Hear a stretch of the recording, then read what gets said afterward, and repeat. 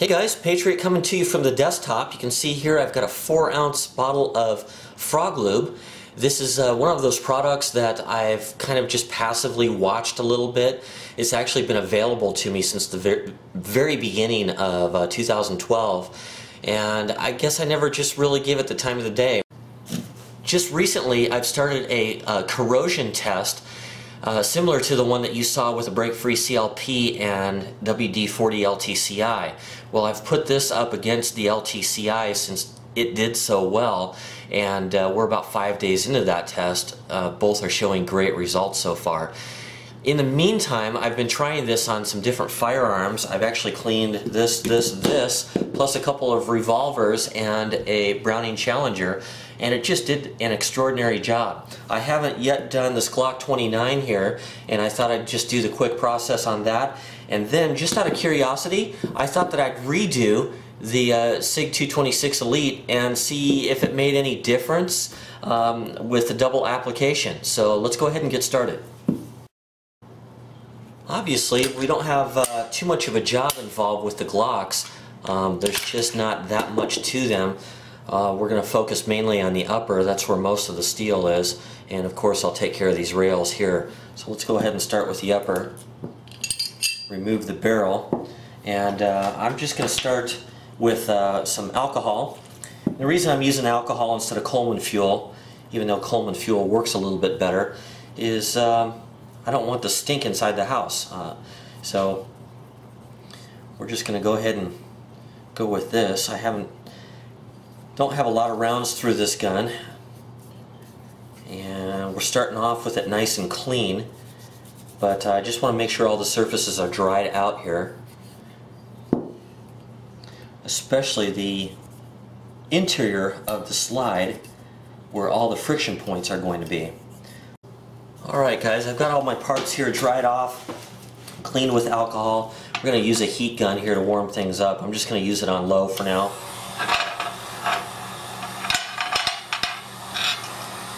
And we'll get these somewhere around 120 degrees or so. We don't have to get them real hot. I think this heat gun will go up to about 600 degrees, so I want to be careful with the recoil spring assembly. I don't want to put too much heat on those coils.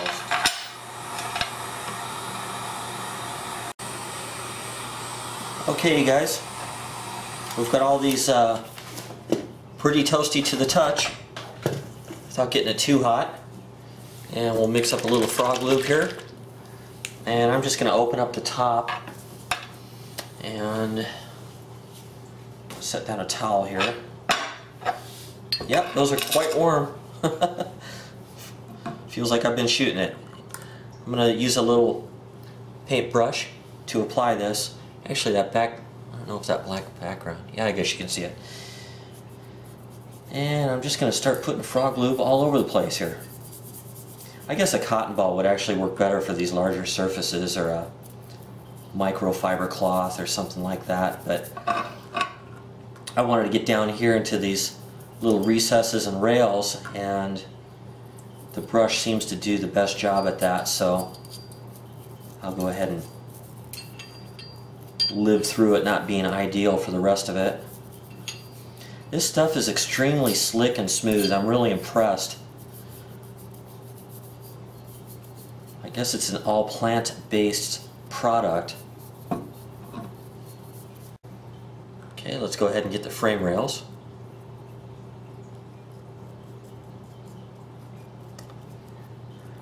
Actually, all of these little contact parts in here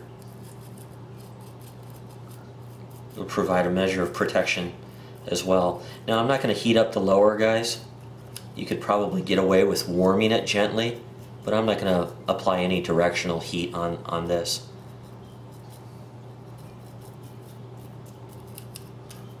But you could easily warm this up to 120 degrees. Stick it outside in the sun, whatever you want. I'm just not going to mess with that right now. Alright. Well, I definitely got it warm because it's still toasty to the touch. That slide holds a lot of heat. Alright. I didn't put any Frog Lube on the frame yet. Oh yeah, that is amazing. That's quite a difference. That's pretty impressive what a slick substance that is. I can't really say that I've applied any other cleaner or lubricant or anything on there that made it feel quite like that. Pretty impressive. Go ahead and wipe it down here. Microfiber towel.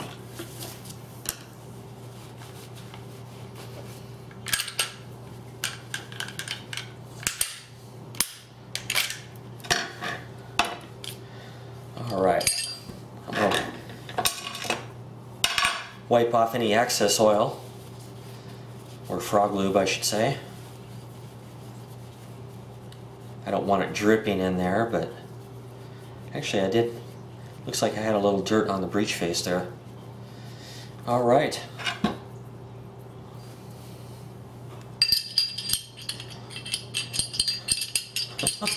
This footage is going to be boring.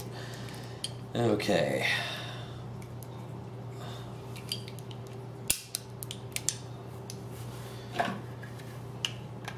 Okay, we're pretty dried off now. And that slide is amazing. I'm mightily impressed. That is really cool. That is some slick stuff. Alright. Let's go ahead and get over to the SIG 226 again, and we'll do a second application with this one. Gonna have to hold it upside down here a little bit. You can see I've got the Surefire X400 on this one, and this is frog lube from the first application. So I'm just going to wipe this off with a rag. And we're going to warm it up a little bit and apply another coat, I guess you would call it. Now, I have no idea if that's effective or if it'll take a second coat, but if there's any portion that was missed by the frog lube before, or if it absorbed into the porous surfaces of the metal, well, we'll just add a second coat and see if that makes any difference. It's pretty hard to quantify, obviously. I know that after I put this on that it's going to feel very smooth, just as it did before, but kind of doing it for the sake of video. Alright, we're just going to heat this up like we did the first time. You can see that I am not using the guide rod in there. That's a polymer type guide rod, and I don't want to get too crazy and warm up the spring, so I'm going to leave those out of the mix. I am going to warm up the magazine, put a coating of frog lube on that. I did that with the Beretta 92A1 here, and the difference of just the magazine going in and out, I mean, it is noticeably slicker. Noticeably different from using CLP or WD-40 LTCI or something like that.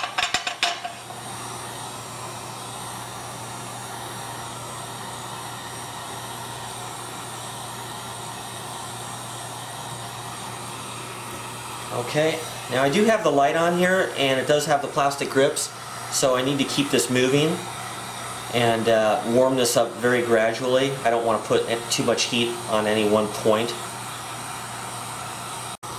Alright guys, we've got everything sufficiently toasty here. We'll err on the side of caution with the frame, obviously. And let's go ahead and just start with the frame. I'm mostly going to focus on the slide rails.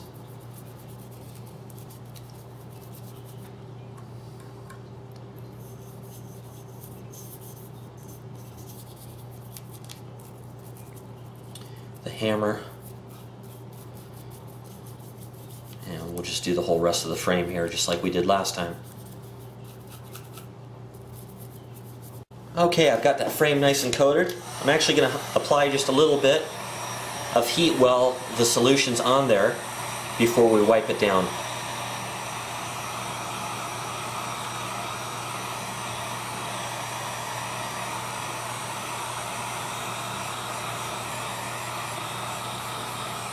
In theory, that should help it to soak in and permeate any little cracks and crevices.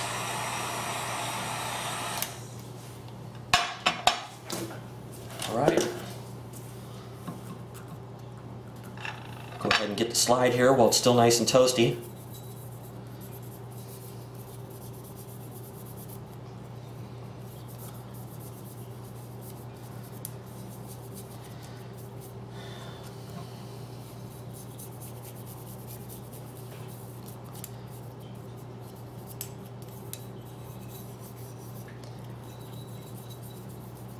SIG slides are stainless steel, so we're not really going after the corrosion prevention here, but it certainly makes the surfaces slick, and I suspect that dirt and fouling powder would probably be maybe a little bit less prone to stick to those.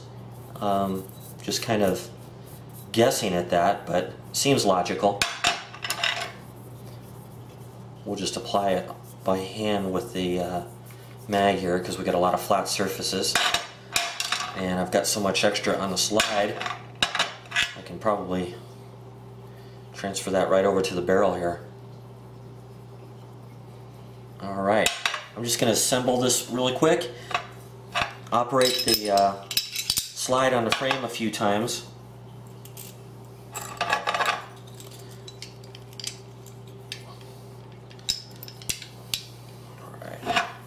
I didn't really do the plastic grips. I mean, there's some on my hand, but alright.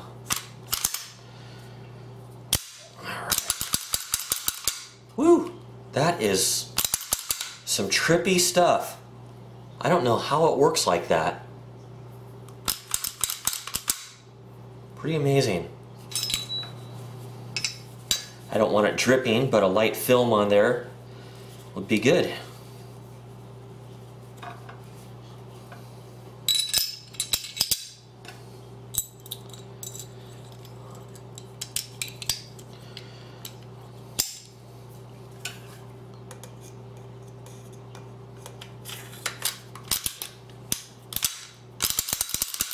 Oh yeah.